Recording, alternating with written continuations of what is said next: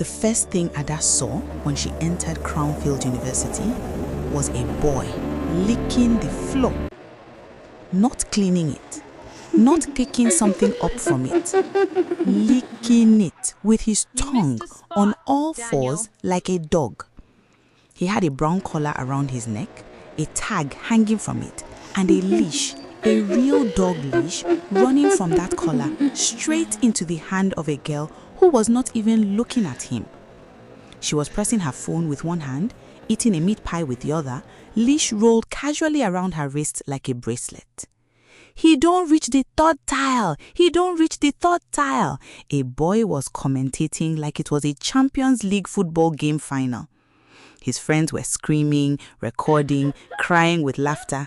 A girl had to hold the wall because she could not contain her laughter. Even a lecturer walking past slowed down, looked, shook his head, and kept walking. The girl holding the leash finally glanced down.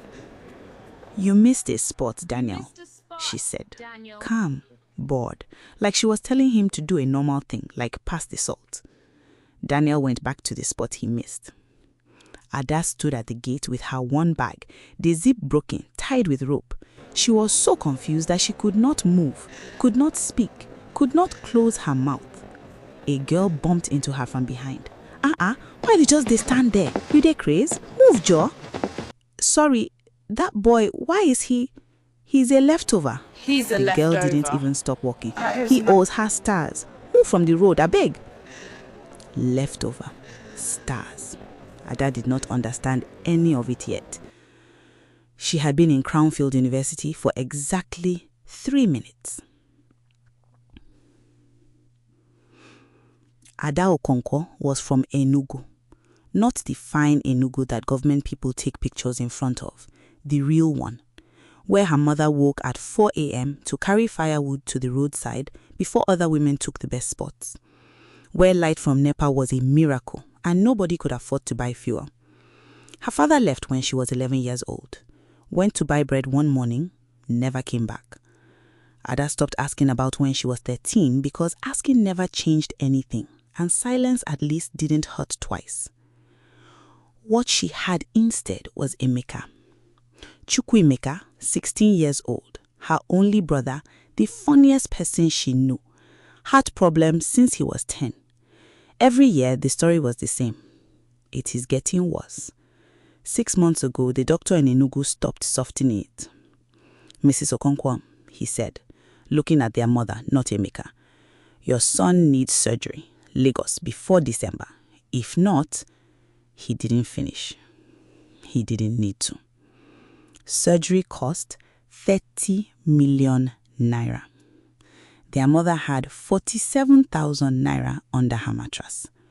15 years of selling firewood, 47,000 naira. Emeka didn't know how serious it was. Mama was keeping it from him. He still went to school every day, still argued with his friends about football, still sent Ada voice notes on his old Nokia. Cheerful things, funny things, the kind of voice notes that made you smile and want to cry at the same time. Softly, emotional. Ada could never listen to them in front of people because she didn't want anyone to see her cry. Professor Adibisi was the one who opened the door. 3 months before resumption, Ada was in the State Library, only place nearby with steady light.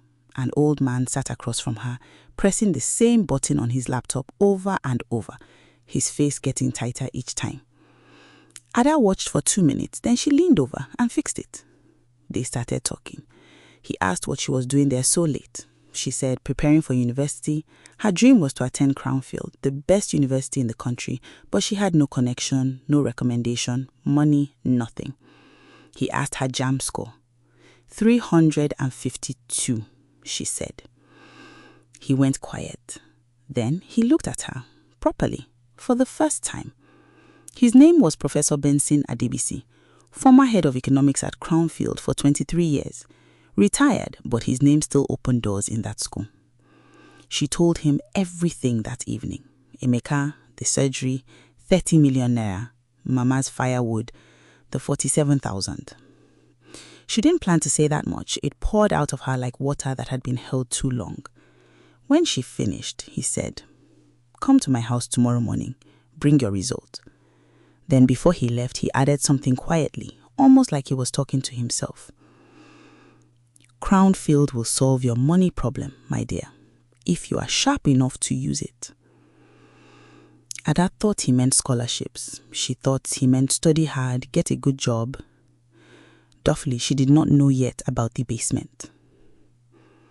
The morning she left for Lagos, Mama pressed 100,000 naira into her hands, money she suffered just to borrow from her neighbor, Mama Osas, a pepper seller who had been saving that money for 2 years.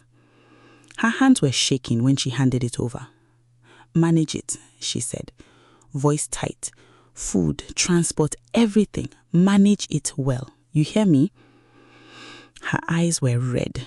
She had been awake since 2 a.m. Ada hugged her and felt every bone in her mother's back. On the bus from Enugu to Lagos, Ada didn't sleep. She sat with the bag between her feet, looking out the window the whole 7 hours. Crownfield will solve your money problem. Over and over. The whole way. Crownfield University did not look like any school Ada had ever seen. The gate was taller than any building on her street back home. The security men wore clean black uniforms. Inside, marble floors, tall white buildings. Students moved around in clothes that cost more than Mama made in a year, lights that never once went out. She didn't know whether it was solar or generator, but it sure couldn't be NEPA light. Ada dragged her rope-tied bag through all of it and felt like a goat that had wandered into a wedding. Her hostel room had 4 beds. Her 3 roommates looked at her bag, looked at each other, and said nothing. Ada found her corner, made her bed, and sat down quietly. That evening, a senior named Victor came to their floor to explain things. He sat on an office chair in the corridor, crossed his legs, and looked at all their fresh, confused faces. "Congratulations for entering the greatest school in this country," he started. "But I must warn you, Crownfield is not like anywhere you have been before. There's a system here. If you don't understand it fast, it will swallow you." Silence. "Under this main building," he said, "there's a floor that is not on any school map. Students call it the basement. That is where the gambling board is. Every student plays. If you refuse, your star score stays at 0. 0 means back room in every lecture. 0 means by the time food reaches you in the cafeteria, only small cold remain. No good hostels. Lecturers won't know your name after 1 full year. In Crownfield, 0 means you are a nobody, and nobody will let you forget it." Ada was listening hard. "The game is hot," Victor said. People relaxed. Everyone knows Whot. Card game with shapes and numbers, circle, triangle, star, cross. Match your card to what is on the ground. First to empty their hand wins. "Same Whot from home," Victor said, "but this one has money. Before 2 people play, they agree on the conditions. How many games, how much each game costs. Both must shake hand on the conditions before any card touches the table. Once you shake, that is a contract. You cannot cancel." He paused to make sure everyone was following. "The money works like this. Smallest bet is 100,000 naira. That is 1 point. 10 points make 1 star. 1 star is 1 million naira." He looked around the corridor. "Simple maths. You want to know somebody's power in Crownfield? Check their stars." Ada was calculating. 30 million naira. 30 stars. 300 points. Any student with 100 stars or more is called an elite, Victor continued. Elites own this school. Best rooms, air conditioning, school cars, lecturers that greet them first. Everyone in the school, staff or students, respect them. Companies calling them before they even graduate. Every Monday morning, all star scores are posted public on the board at the basement entrance. Everybody can see everybody's number. No secret. The game is "And Whot. if somebody loses too much?" a girl asked. What if somebody loses too much? Victor's face did something. cold, flat. If your stars fall below 0, prefect council comes to your room with a collar, brown leather. Tag shows your name, how much you owe, and who you owe it to. From that day, you are a leftover. He said it flat. You serve whoever you owe. Carry bag, fetch water, clean room, anything they say. Other students can mock you anytime. That is the system. Too much? He stood. Questions? Any questions? Nobody asked anything. Ada was still calculating. 100,000 naira. That was her whole money. 1 point. 1 chance. She didn't sleep that night. Ada spent 4 days just watching. She went to the basement every day and stood at the back like she entered by mistake. Game after game. She already knew Whot. She and Emeka had played it their whole childhood on the veranda when there was nothing else to do. But this Whot was not the same thing. At home, Whot was something to laugh about. Here, Whot was like war. She watched how serious players held their cards, pressed to the chest, angled so nobody beside them could see even the edge. She watched how the best ones spent more time studying their opponent's face than their own hand. She watched one elite boy win 4 games in a row without rushing once, same face, whether winning or losing, until suddenly it was over. She also watched the cheating, openly, shamelessly.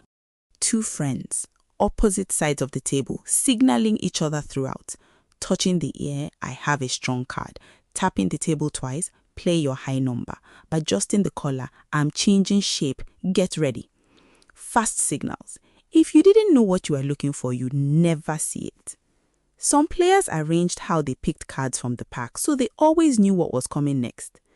Ada studied all of it. 4 days she did not sit down to play. On the 5th day, she sat. 10 stone. The boy across from her was Dayo. 12 stars on his ID. He looked at Ada the way a hawk looks at a lizard that just entered the wrong compound. First time? He asked. Yes. She said it like it didn't matter. Conditions. 10 games. 1 point each. 100,000 naira per game. Whoever wins more games takes the difference. 10 games. If she won 6, he won 4, she gained 200,000. Win all 10, 1 million. But if she lost... Fine, she said. They shook hands. She won the first game. Watched his hands more than her cards. When his fingers hovered, she struck. Her block card, she saved most of her picks. Hold on, suspension, played them together at the right moment. He lost badly. She won the second. Something warm started building in her chest. This is working. Turn drops. 3rd game. She noticed something among the people behind her. Some of them were Dayo's people. She caught it immediately. Ear touch. Table tap. Collar adjust. They were behind her. They could see her cards. They were feeding him everything. She saw all of it. But seeing it and stopping it were 2 completely different things. She shifted her chair, changed how she held her cards, tried to block their view. Too late. Too slow. 3rd game gone. 4th. 5th. 6th. By the 7th game, she was completely devastated. She quickly lost the 7th, then the 8th, 9th, 10th. Final count. Ada 2, Dayo 8. Her 2 wins gave back 2 points, 200,000. But 8 losses meant 800,000 naira owed. After subtracting, she was still owing Dayo 5 points in debt, which is a whole 500,000 naira. They would put a collar on her neck in the morning. She walked out of the basement and the evening just continued without her. Buses moving, students laughing somewhere, Lagos not caring even slightly. 500,000. From where? From who? Mama had nothing. Mama Osas had already given her last. There was no number to call, no solution hiding anywhere. Then Emeka's voice note came into her head. His voice from yesterday. Sister, I'm fine, oh. Tell me how school is. She sat on the steps outside and put her face in her hands. She didn't mean to cry. It just happened. The quiet kind, shoulders shaking, tears falling between her fingers, while Lagos moved around her and not one person stopped. She was still like that when she smelled jollof rice. The good kind, the smoky kind, burial ceremony kind of jollof, the type that means something, the type that makes you forget where you are. She looked up. A girl was sitting beside her with 2 plates. She put one straight in Ada's lap without asking anything. Eat, she said simply. Whatever it is, just eat first. Ada looked at her face. Eat first. The girl from that first day, the one with the leash, the one who had made a human being lick a marble floor while she ate a meat pie. Slowly, with realization, she sung.